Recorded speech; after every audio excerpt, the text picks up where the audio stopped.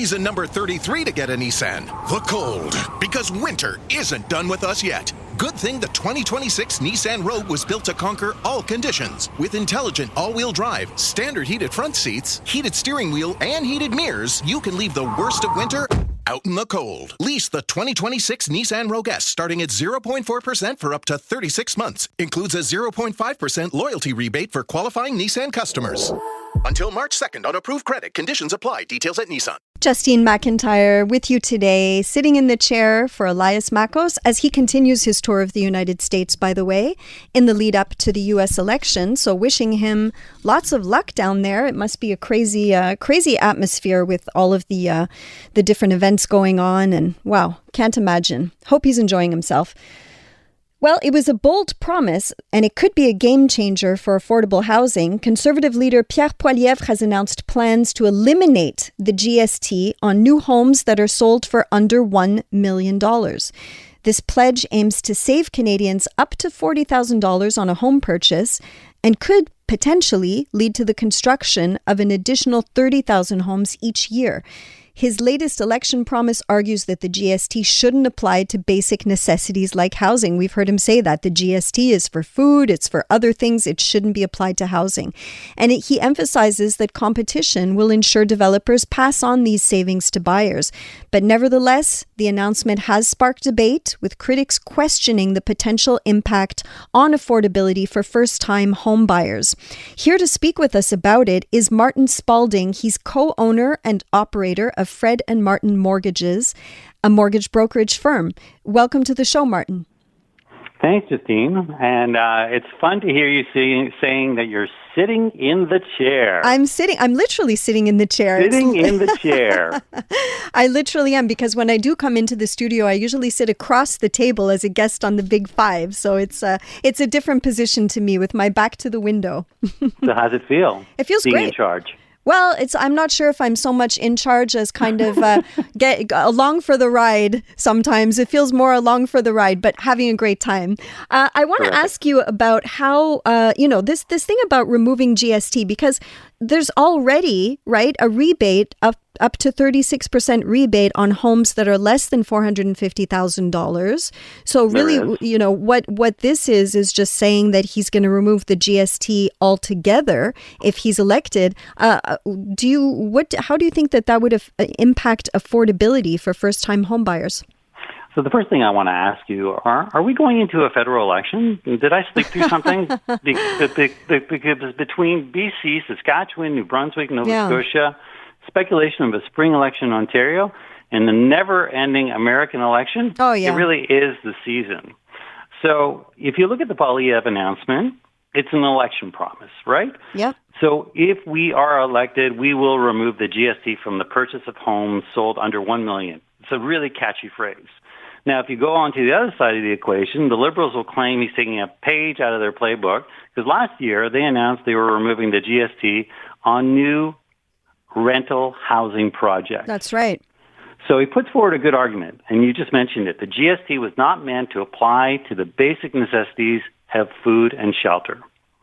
So the Conservatives say the move would save Canadians $40,000 on an $800,000 house and would spur the construction of additional 30,000 homes in Canada every year.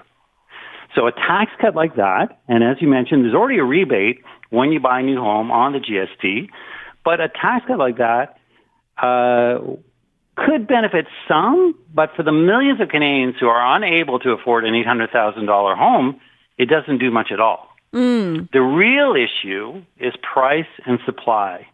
The tax is secondary, in my humble opinion. 30,000 homes per year is a drop in the bucket. Mm-hmm. Well, we need millions of new homes over the next 10 years. Mm-hmm. So that being said, and I want to stay optimistic and positive, any measure that stimulates construction that helps individual Canadians purchase a home is a good idea. However, I'm not sure this announcement is going to make a world of difference. And as you mentioned, because it's not a pure 5%, because already if you buy a new home and it's valued of $300,000 or less, you can apply for a 36% rebate. That's right. On the GST. Mm-hmm. For homes between $350,000 and $450,000, obviously the rebate goes down, and for homes over $450,000, there is no rebate. And so the other thing I was asking myself when I was reading the article yesterday, meanwhile, back in Quebec, I've not seen any reaction from the local government saying that they would be willing to abolish the QST on the purchase of new homes. Now, I saw a clip this morning that Doug Ford is prepared to align himself with Poilievre for obvious reasons. But meanwhile, back at the ranch, there's still the QST to be paid in Quebec. Yeah. So to me, this is a lot of grandstanding. To me, it's a catchy phrase. And the other question I'm also asking myself, because how are you going to finance this? How are you going to pay this? Yeah, well, that's the other thing. And you're right to bring it up, because I think that one of the reasons why Quebec may not be announcing that is that they need the income.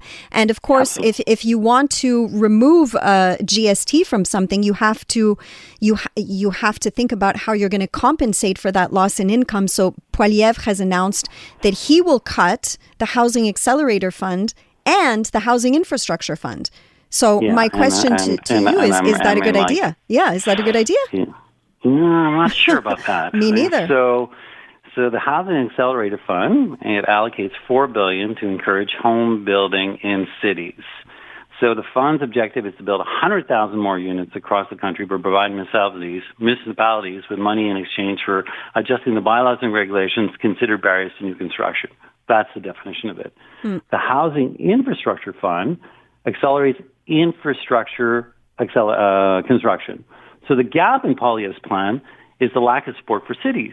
So cities would be then on the hook for things like water, sewers, roadways, sidewalks, schools, recreation centers, very and parks. Expensive. Yeah, expensive infrastructure there. And so when communities grow, and that's what we all want to see happen, the greatest expense is infrastructure. So because, you can build a house in the middle of nowhere, but it's septic, you need a well. So you want it all to be connected to the municipalities. The municipalities have to build the infrastructure before the homes are built. So, what happens then? So if he cuts those programs, do the municipalities then raise property tax to make up for the shortfall? Yeah. So, we're just going around in circles. I think what really needs to be addressed is we just need to build. And we mentioned it on the show, I think it was last season, there are these things called strawberry box houses that were built after the Second World War, or the Second World War.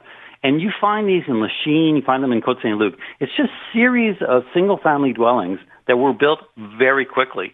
The other thing that we noticed, remember homes. During COVID, I hadn't heard. The Chinese built a hospital in 10 days. So why can't we just get on with building for sure and stop throwing mud at each other, which is not achieving the ultimate goal, is to increase the inventory of available housing. Absolutely agree with you on that. Martin Spalding, great speaking with you today. Thanks, Justine. All right. Martin Spalding is co-owner and operator of Fred and Martin Mortgages, a mortgage brokerage firm.